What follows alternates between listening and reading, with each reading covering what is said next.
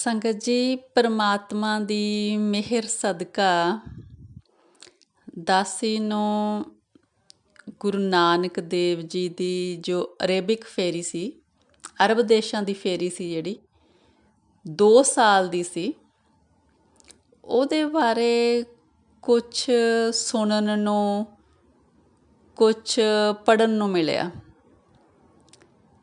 ਅਤੇ ਵਾਹਿਗੁਰੂ ਜੀ ਨੇ ਇਹ ਮਿਹਰ ਕੀਤੀ ਆ ਕਿ ਉਹਦੀ ਥੋੜ੍ਹੀ ਥੋੜ੍ਹੀ ਆਪ ਜੀ ਨਾਲ ਜਿਵੇਂ ਜਿਵੇਂ ਦਾਸੀ ਦੀ ਸਮਝ ਵਿੱਚ ਬੈਠਦੀਆਂ ਨੇ ਗੱਲਾਂ ਆਪ ਨਾਲ ਸਾਂਝੀਆਂ ਕੀਤੀਆਂ ਜਾਣ। ਇਹਨੂੰ ਆਪਾਂ ਕੁਛ ਪਾਰਟਸ ਦੇ ਵਿੱਚ ਸਾਂਝੀਆਂ ਕਰਾਂਗੇ, ਕੁਛ ਭਾਗ ਬਣਾ ਲਵਾਂਗੇ ਇਹਦੇ। ਜਿਵੇਂ ਹੈ ਕਿ ਇਹ ਜਿਹੜੀ ਕਿਤਾਬ ਹੈ, ਆਪ ਨੇ ਵੀ ਸ਼ਾਇਦ ਸੁਣਿਆ ਹੋਵੇ, ਇਹ ਤਾਜੁਦੀਨ ਨਕਸ਼ਬੰਦੀ ਹੋਏ ਨੇ।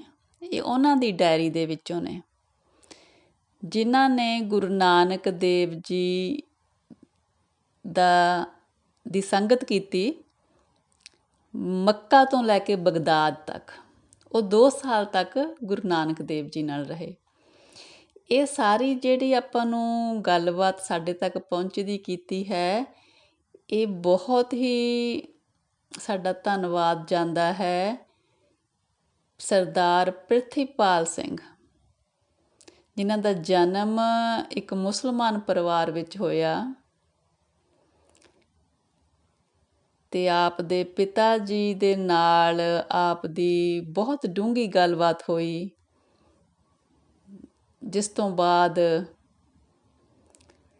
ਆਪ ਨੇ ਸਿੱਖ ਬਣ ਜਾਣ ਦਾ ਇਰਾਦਾ ਬਣਾ ਲਿਆ ਅਤੇ ਆਪ ਨੇ ਅੰਮ੍ਰਿਤਪਾਨ ਕੀਤਾ ਅਤੇ ਸਿੰਘ ਸੱਜ ਗਿਆ।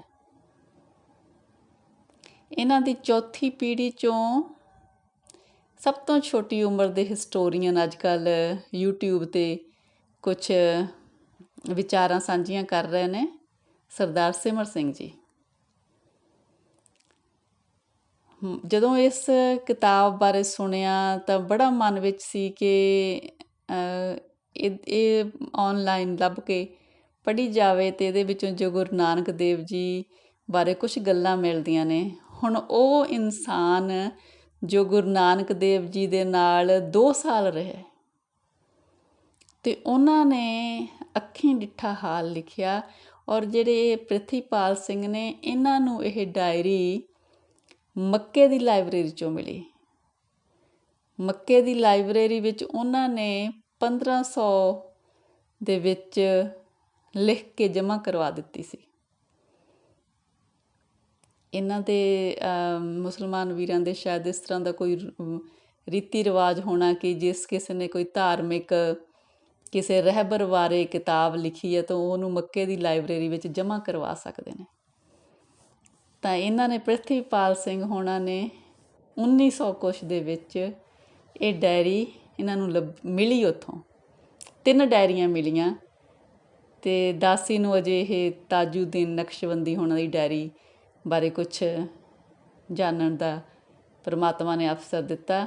ਔਰ ਮਨ ਨੂੰ ਇੰਨੀ ਖੁਸ਼ੀ ਹੁੰਦੀ ਆ ਕਿ ਮਤਲਬ ਉਹਨਾਂ ਦੇ ਕਿੰਨੇ ਵੱਡੇ ਭਾਗ ਜਿਨ੍ਹਾਂ ਨੇ ਗੁਰੂ ਨਾਨਕ ਦੇਵ ਜੀ ਦੀ ਸੰਗਤ ਕੀਤੀ 2 ਸਾਲ ਲਗਾਤਾਰ। ਫਿਰ ਉਹਨਾਂ ਨੇ ਆਪਣੇ ਅੱਖੀਂ ਡਿੱਠਾ ਹਾਲ ਲਿਖਿਆ। ਖੈਰ ਵਿੱਚ ਪ੍ਰਿਥਵੀਪਾਲ ਸਿੰਘ ਆਪਣੇ ਵੱਲੋਂ ਵੀ ਆਪਣੇ ਵਿਚਾਰ ਕਿਸ ਤਰ੍ਹਾਂ ਇਹ ਸਿੱਖੀ ਤੋਂ ਪ੍ਰਭਾਵਿਤ ਹੋਏ, ਗੁਰੂ ਨਾਨਕ ਦੇਵ ਜੀ ਦੇ ਵਿਚਾਰਾਂ ਤੋਂ ਪ੍ਰਭਾਵਿਤ ਹੋਏ, ਉਹ ਡਾਇਰੀ ਪੜ੍ਹ ਕੇ ਅਤੇ ਇਹਨਾਂ ਨੇ ਸਿੱਖ ਬਣ ਜਾਣ ਦਾ ਇਰਾਦਾ ਕਰ ਲਿਆ।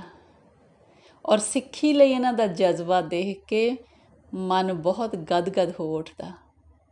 ਇਸ ਤਰ੍ਹਾਂ ਆਪਾਂ ਕੁਛ ਘਟਨਾਵਾਂ ਜੋ ਸਾਡੇ ਮਨ ਨੂੰ ਮੋਹ ਜਾਂਦੀਆਂ ਨੇ, ਸਾਡੇ ਦਿਲ ਨੂੰ ਟੁੰਬ ਜਾਂਦੀਆਂ ਨੇ, ਆਪਾਂ ਇਹ ਸਾਂਝੀਆਂ ਕਰਾਂਗੇ ਪਾਤਸ਼ਾਹ ਦੀਆਂ, ਸਿੱਖੀ ਦੀਆਂ, ਸੰਗਤ ਦੀਆਂ, ਜਿਸ ਤਰ੍ਹਾਂ ਵੀ ਪਰਮੇਸ਼ਰ ਕਰਾਉਣਗੇ। ਅੱਜ ਇੱਕ ਛੋਟੀ ਜਿਹੀ ਗੱਲ ਸਾਂਝੀ ਕਰਦੇ ਹਾਂ।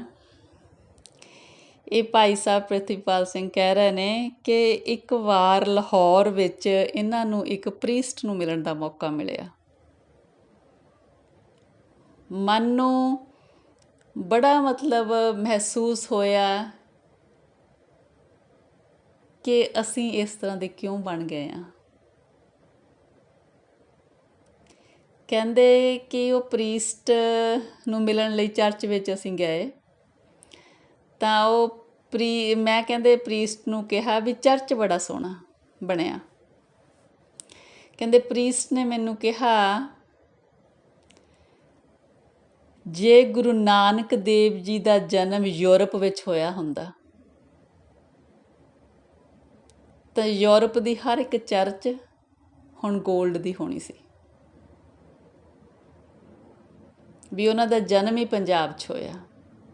ਬਹੁਤ ਦੁੱਖ ਲੱਗਿਆ ਇਹ ਗੱਲ ਸੁਣ ਕੇ। ਫਿਰ ਕਹਿੰਦੇ ਅਸੀਂ ਉਹਨਾਂ ਨੂੰ ਕਿਹਾ ਕਿ ਕਹਿੰਦੇ ਮੇਰੇ ਨਾਲ ਕੋਈ ਹੋਰ ਭਾਈ ਸਾਹਿਬ ਗਏ ਸੀ, ਉਹ ਬਾਈਬਲ ਦੀ ਇੱਕ ਕਾਪੀ ਲੈਣੀ ਚਾਹੁੰਦੇ ਸੀ।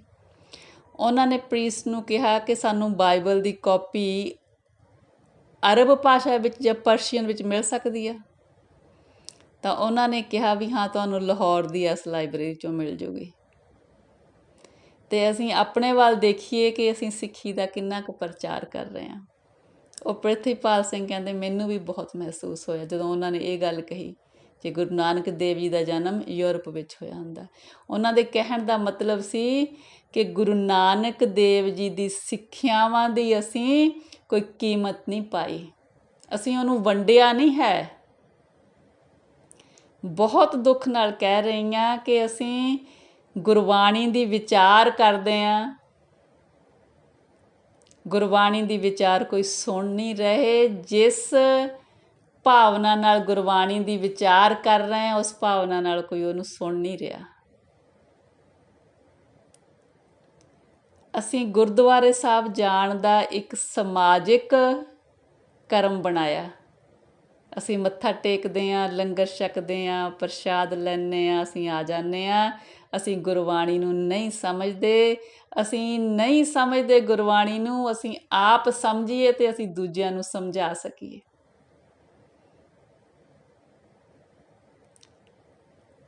ਗੁਰਬਾਣੀ ਇਸ ਜੱਗ ਮੈਂ ਚਾਨਣ ਹੈ, ਪਰ ਅਸੀਂ ਨਾ ਤਾਂ ਇਸ ਚਾਨਣ ਦਾ ਆਪ ਫਾਇਦਾ ਉਠਾ ਰਹੇ ਹਾਂ ਅਤੇ ਨਾ ਹੀ ਅਸੀਂ ਦੂਜਿਆਂ ਨੂੰ ਇਹ ਚਾਨਣ ਦਿਖਾ ਰਹੇ ਹਾਂ।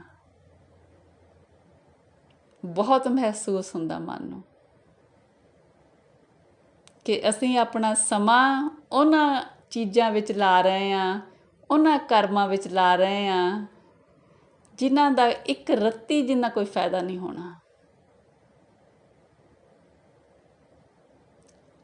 ਜਿਸ ਭਾਵਨਾ ਨਾਲ ਬਾਣੀ ਲਿਖੀ ਗਈ ਆ, ਬਾਣੀ ਸਾਡੇ ਤੱਕ ਪਹੁੰਚੀ ਆ, ਅਸੀਂ ਬਾਣੀ ਦੀ ਕਦਰ ਨਹੀਂ ਪਾ ਰਹੇ। ਔਰ ਗੁਰਬਾਣੀ ਹੀ ਪਰਮਾਤਮਾ ਨਾਲ ਮੇਲ ਕਰਾਉਂਦੀ ਆ, ਗੁਰਬਾਣੀ ਹੀ ਪਰਮਾਤਮਾ ਦੇ ਨਾਲ ਸਾਂਝ ਪਾਉਂਦੀ ਆ, ਪਰਮਾਤਮਾ ਬਾਰੇ ਸਭ ਕੁਝ ਸੱਚ ਦੱਸਦੀ ਆ। ਪਰ ਅਸੀਂ ਇਹਨੂੰ ਸੁਣਨਾ ਹੀ ਨਹੀਂ ਚਾਹੁੰਦੇ, ਅਸੀਂ ਇਹਨੂੰ ਪੜ੍ਹਨਾ ਹੀ ਨਹੀਂ ਚਾਹੁੰਦੇ। ਅਸੀਂ ਗੁਰਬਾਣੀ ਨੂੰ ਆਪਣੇ ਜੀਵਨ ਦੇ ਵਿੱਚ ਅਪਣਾਉਣਾ ਹੀ ਨਹੀਂ ਚਾਹੁੰਦੇ।